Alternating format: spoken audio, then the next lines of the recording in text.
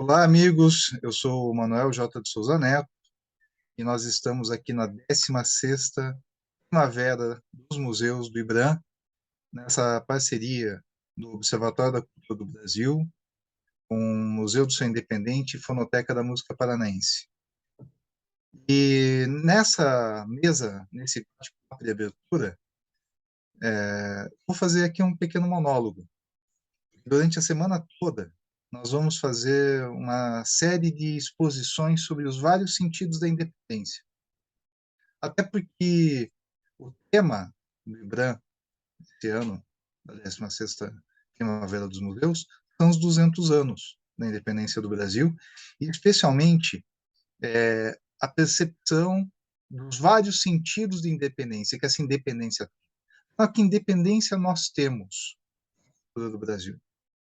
E nós, especialmente, temos dessa programação do próprio Guia Nacional dos Museus, o único museu que tem independente no nome.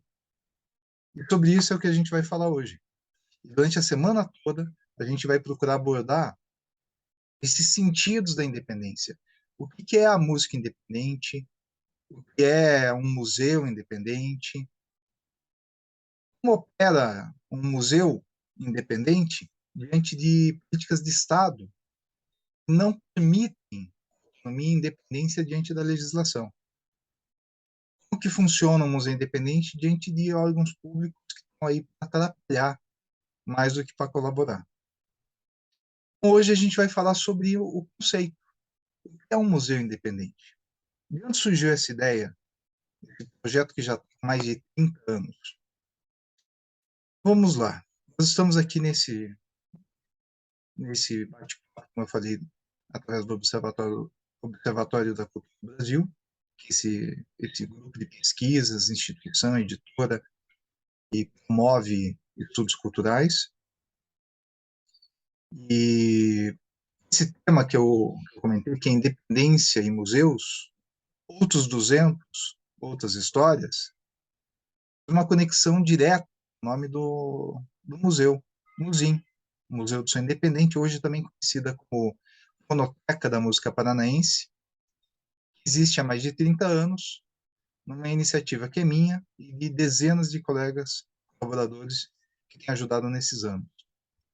Nosso trabalho ele é feito na raça, na base do do-it-yourself, é aquilo que, para quem é da cena underground, sabe que significa faça você mesmo, é um lema do esquema, é agir à margem do sistema.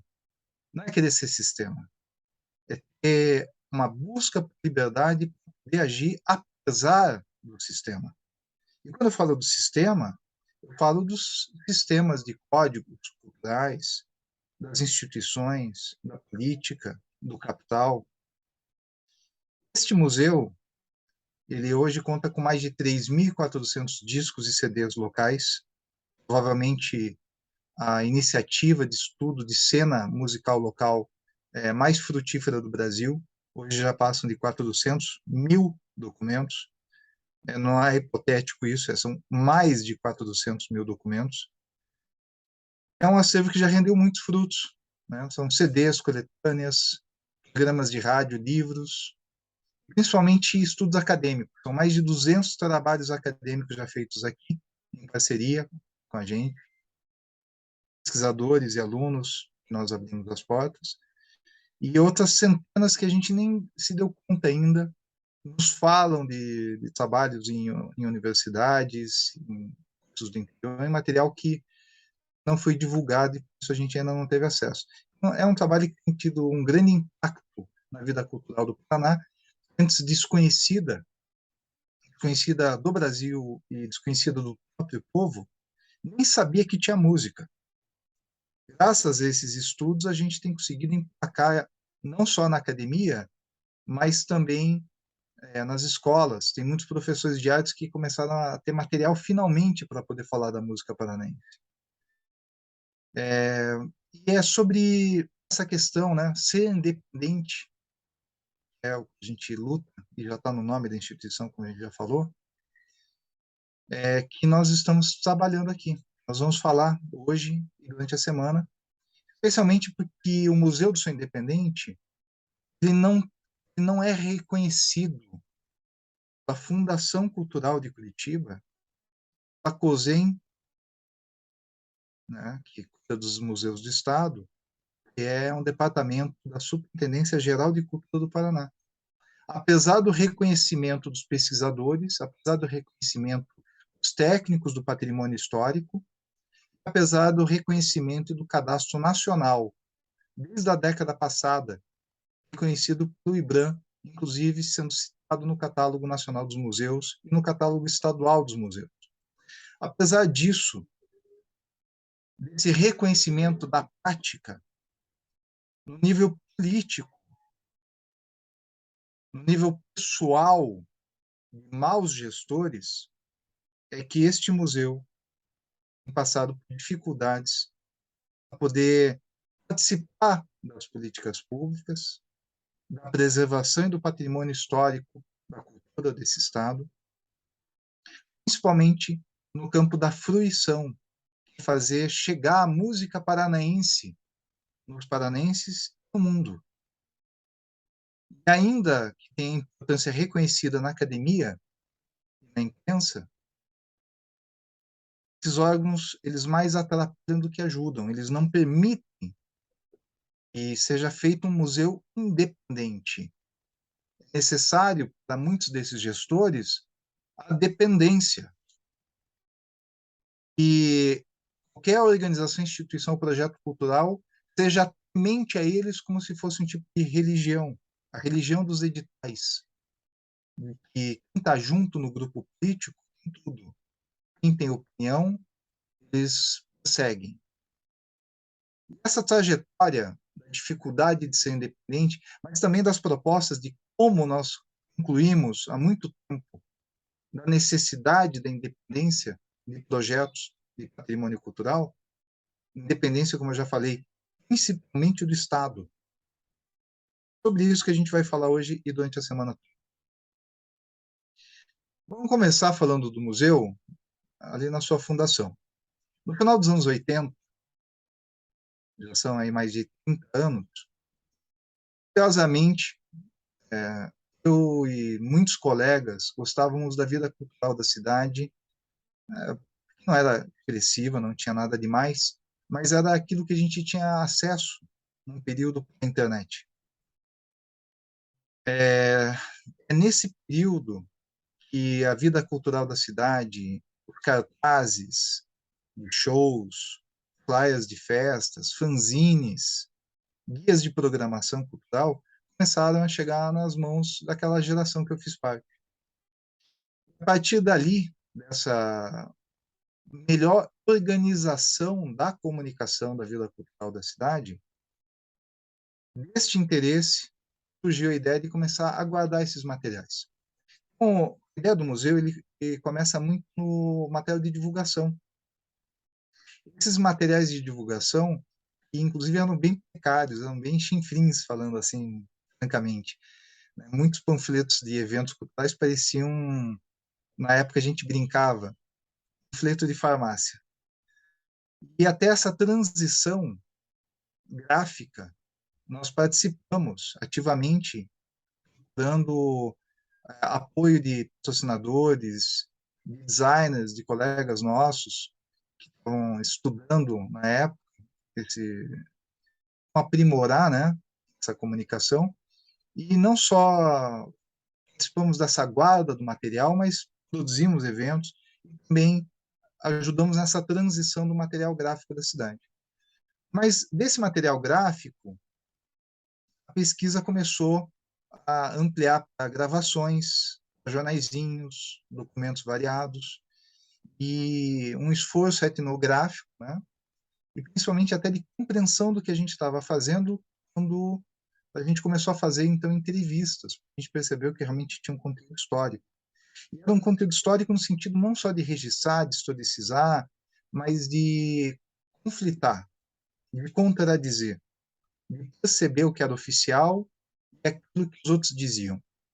Nesse contexto, é que a gente foi trabalhando na ideia do museu até ele de uma ideia de uma coleção, né, guardada em pastas, as entrevistas, aos documentos guardados, e isso passar a virar uma escrita também em jornais, virar também material de conteúdo de programa de rádio, fanzines, depois livros, filmes e outros conteúdos que a gente pôde colaborar.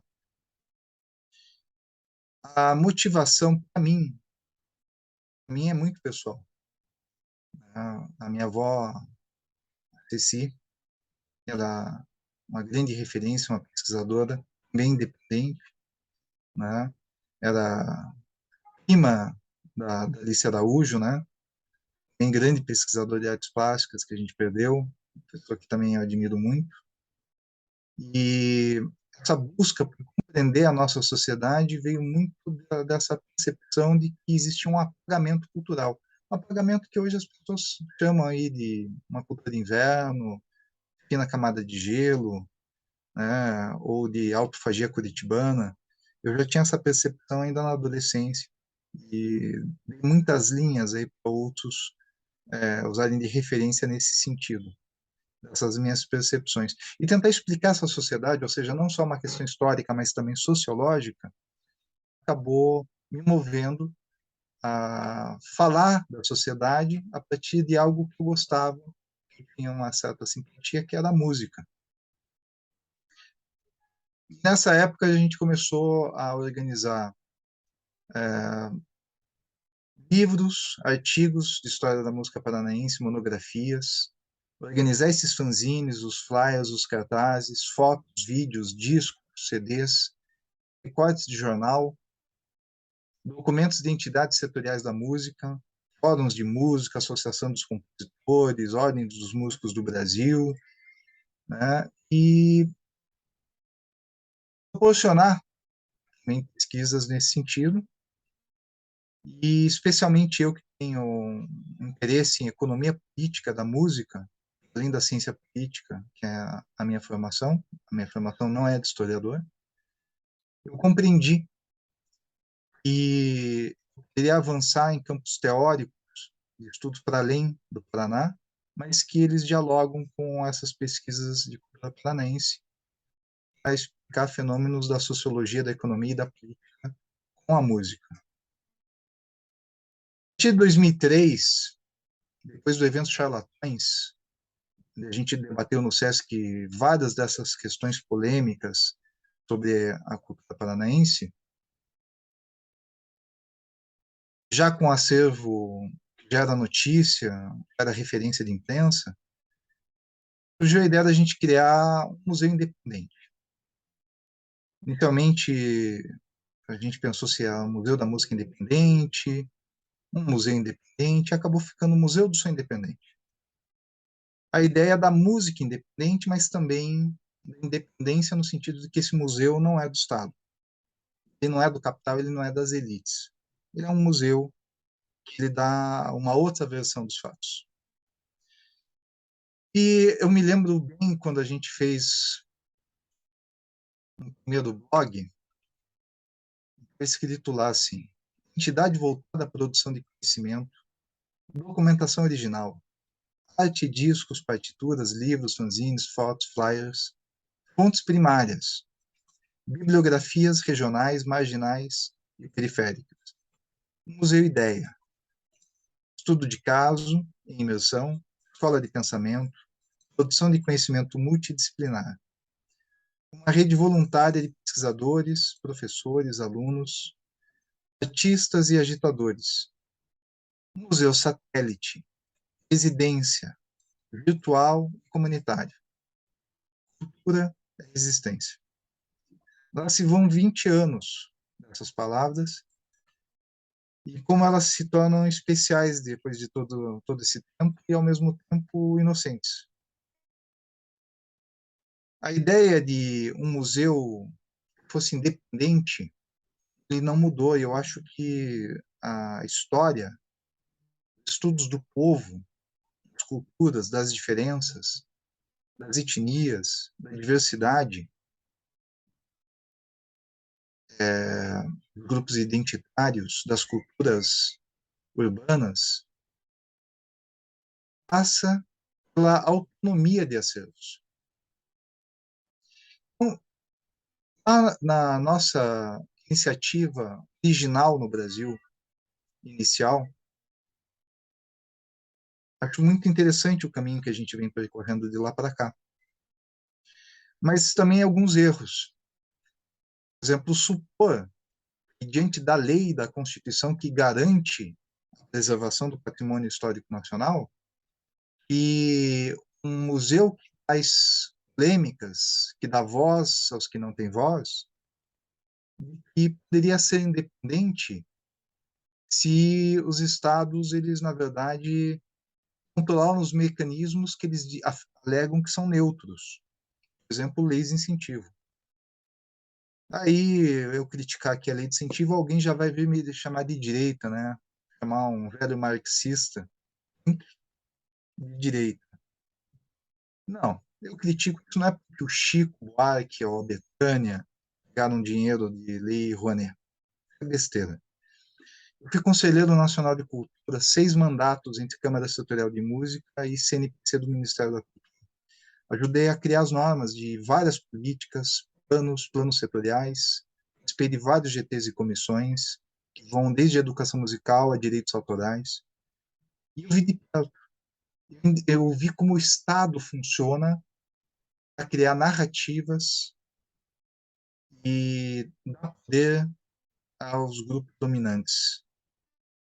E agregar numa negociação algumas etnias ou grupos políticos a fim de que eles se tornem aliados. Mas jamais eles agem nesse sentido para dar autonomia e essa independência. Tema dessa semana da primavera dos museus. A independência do Brasil, vamos falar da independência da cultura ou da preservação do patrimônio histórico. Essa independência é muito difícil e não se seguem as leis. A ideia também inicial era de museus satélites, então a gente criou uma rede de pesquisadores que tinham acervos que funcionou muito bem durante muito tempo. Infelizmente, alguns desses pesquisadores acabaram pulando do barco por causa das pressões políticas partidárias, do dinheiro e do poder econômico de distribui verbas digitais aqui em Curitiba, né? Mas logo em seguida, esse período inicial do museu, nós fizemos esse que foi o nosso rebento maior, Construção da Música na Cultura Paranaense. Esse trabalho aqui é um trabalho feito a 40 mãos, né? E 80 artigos praticamente que falam das mais variadas questões da música paranaense e é um trabalho que ele visa proporcionar para os pesquisadores um livro de referência. Ele não é um livro que esclarece fatores da música do Paraná e detalha carreiras, nomes, fases, períodos, regiões, estéticas, mas antes de tudo ele dá apontamentos para que os pesquisadores tenham um caminho. E assim ele tem sido citado na academia como um livro de referência. Eu falei, infelizmente, ao longo do desenvolvimento dessa ideia do museu independente, formado por satélites de pesquisadores, principalmente pesquisadores da FAP e da Belas Artes, optaram por tentar criar seus núcleos, que originalmente nós fizemos parte da fundação, com a ideia de criar um centro de pesquisa e documentação da música do Paraná. Infelizmente, não nos chamaram na festa, que o poder público se recusava, por razões que alguns sabem, vão ser esclarecidas ao longo da semana. Alguns não gostariam que fizessem parceria com o nosso projeto, devido ao nosso projeto ser considerado radical. Falar a verdade, questionar as instituições. Isso só veio no prejuízo da música do Paraná. O Centro de Documentação da Embrapa, documentação da música paranaense, não saiu do papel. Pesquisas da FAP ficaram limitadas ao jazz. A pesquisa da música paranaense foi prejudicada nessas instituições. E aqui no Museu do Som Independente, ao contrário, nós ajudamos mais de 200 pesquisas. Só que no campo de humanas, como comunicação, história, sociologia, jornalismo, economia, turismo, direito, várias disciplinas e matérias, cursos, menos na música. Justamente porque ficou essa divisão de quem era mais próximo do poder público. Mas o museu ele trouxe uma ideia principal, desde a sua raiz, de quebrar a parede entre instituições, público e praticantes das manifestações culturais registradas. Ou seja, não ser esse museu fechado, tem lá os museólogos, em parco ou quase nenhum diálogo com a população, fazendo uma comunicação indireta de exposições conforme as instituições do Estado, né, no contexto de RBD, desenvolvem, junto com os intelectuais do Estado, né, as histórias que interessam para as elites. E nós criamos um museu, então, diferente, um museu que dialoga, né, com a população de uma maneira, a partir das redes sociais, a partir de atender diretamente pesquisadores, não só da instituição, mas de qualquer instituição, e de imprensa, inclusive, e procura dialogar a partir do jornalismo também. Muito do que foi produzido foi feito em parceria com o jornalismo. A outra inovação do museu foi a ideia de museu virtual. Nós iniciamos no final da década passada, junto com o PET, um estudo que foi finalizado em 2011, a proposta de quebrar a parede entre sistemas de cadastro dos museus, a interface de sites público, inclusive com sistemas wiki, e integrando os sistemas de documentação e acesso do público na mesma plataforma. Infelizmente, nós não conseguimos apoio para finalizar a parte de programação desse material. O material ficou muito bem feito, o estudo, tirou 10 lá no PET, parabéns àqueles alunos. Mas notem que esse prejuízo da não instalação do primeiro museu realmente virtual do Brasil, que não era uma visitinha virtual, não, o museu era inteiro virtual.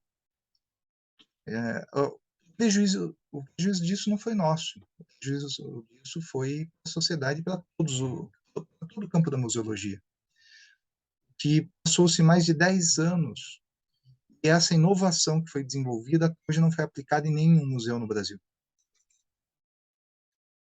Por outro lado, o avanço acadêmico, vocação, opção e até eu diria falta de opção foi a grande questão que permitiu que o museu seguisse em frente, acumulando documentação, arquivando e principalmente atendendo pesquisas. Na medida que a gente se desvencilhou de qualquer curso ou instituição, dialogar com todos os cursos e instituições, e também não ficou focado na ideia de museus de Estado, se dedicando mais a atender tanto a imprensa quanto a academia, isso nos deu a liberdade para produzir um pensamento em volta da música paranaense, como nenhum estado no Brasil produziu, no mesmo período, em 20 anos, tanta produção acadêmica sobre a música de uma região de qualquer um dos estados do Brasil. Foi a maior produção regional de estudo feita nesse período. A memória, no entanto, ela passa por uma questão que é política.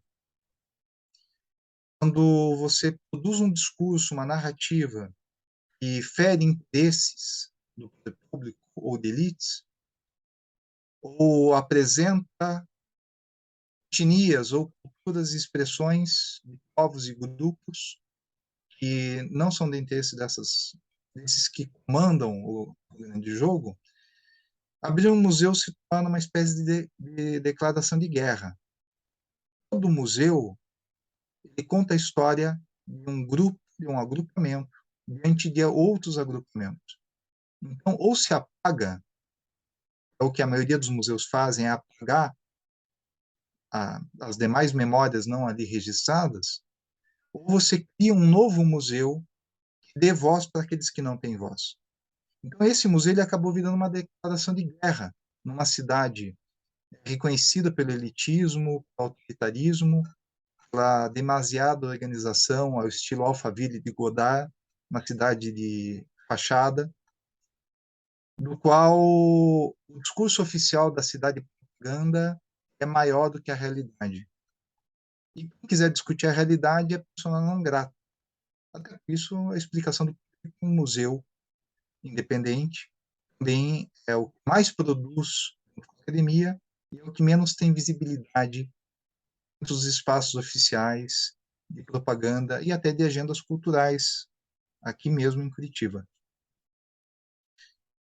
Para o resultado desse museu tem sido bem variado, né? Nós ajudamos em filmes como Punks na Cidade, roteiro e pesquisa da fina camada de gelo, que também virou livro, aliás, um livro que tem muito Ctrl-C, Ctrl-V da desconstrução da música na cultura paranaense, né? É possível, a partir desse livro aqui, na leitura desse, se entender que o mais novo, Fina Camada de Gelo, não existiria sem a desconstrução da música na cultura paranaense. Alguns anais e seminários de faculdade citaram o museu. Existem estudos, desenvolvimento de catálogos e discos do Paraná, feitos aqui pelo Museu do Som Independente, além do ensino na escola, né? Já que o trabalho do museu foi referência bibliográfica dentro de programas de ensino fundamental básico e estudos de arte do Estado do Paraná. De fato, o que tem acontecido é que o museu tem atingido suas metas e seus resultados, apesar de tudo. Mas a situação política do museu não pode passar sem ser discutida.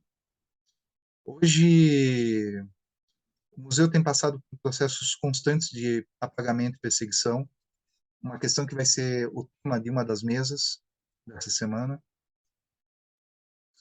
E nas questões iniciais, críticas, que o nosso trabalho e nossos parceiros têm levantado, isso tem ferido a moral do discurso oficial na cidade. Isso, organizações como Fundação Cultural de Curitiba, Superintendência Geral de Cultura, Rádio Educativa, e mesmo a panelinha dos editais, que todo mundo sabe, interfere profundamente na formulação e produção de políticas da cidade, tem feito de tudo para dificultar, inclusive recusar a existência desse museu. Isso é importante deixar registrado para também informar, apesar de tudo, o museu segue. E um museu criado por Punks, dentro da lógica do DEI, o Do It Yourself, ou mais conhecido aqui no Brasil como Faça Você Mesmo, tem ideologia, fazer apesar de tudo.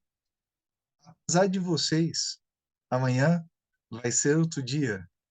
Vamos citar o Chico mesmo. A gente podia citar uma banda, mas vamos citar o Chico. Quer dizer que não tem como apagar o povo. Sempre vai resistir algo. Não tem como apagar uma cultura, seja autóctone, seja urbana, seja uma tradição. Não tem como apagar pesquisas acadêmicas, nenhuma história, histórias individuais e coletivas. E quanto mais tentam apagar ideias, mais elas resistem. Então, o museu vai seguir em frente, mas nós estamos fazendo um processo, desde um pouco antes da pandemia, que é a divisão do MUSIM, Museu do Som Independente, com uma divisão só paranense, que é a Fonoteca da Música Paranense, que a gente fundou em 2019, e o Observatório da Cultura do Brasil, onde ficam pesquisas de economia política da música, políticas culturais, que não é voltado mais ao Paraná, são estudos amplos, né? O MUSIM, o Museu do Som Independente propriamente dito, ele está se reorganizando com outras redes de parceiros nossos e voltado mesmo à produção de música independente nacional, os estudos da música independente, né? Então nós temos hoje três agrupamentos principais. A gente já está chegando no final desse bate-papo. Espero que vocês comentem aí, tragam informações, compartilhem, apoiem, critiquem. e nos acompanhem nas redes sociais. Aqui, nessa semana Primavera dos Museus do IBRAM, aliás, que diferentemente aqui dos órgãos locais, tem dado espaço a todos os museus do Brasil que têm buscado seus cadastros e que têm buscado demonstrar o papel de seus acervos. O que faz um museu é sua interação social, a existência de acervo e a produção contínua e organização desses acervos. Não são prédios que fazem museus, são acervos que fazem prédios virem museus. E nesse sentido, o que nós estamos fazendo aqui vai gerar muito, muito e muito ainda o que debater, muita produção científica e espaços físicos para que seja feita a fruição desse acervo, e se não for através disso, que seja através das redes sociais. Nós estamos aqui no Observatório da Cultura do Brasil, a parceria do MUSIM, Museu do Som Independente, Fonoteca da Música Paranaense. Agradecemos a vocês aí que assistiram até o final, esse vídeo polêmico, propositadamente feito em tom de denúncia, para dizer que o museu segue. O museu é um museu independente. E essa aqui foi a nossa participação inicial na Vera dos Museus do IBRAM. Muito obrigado. Até.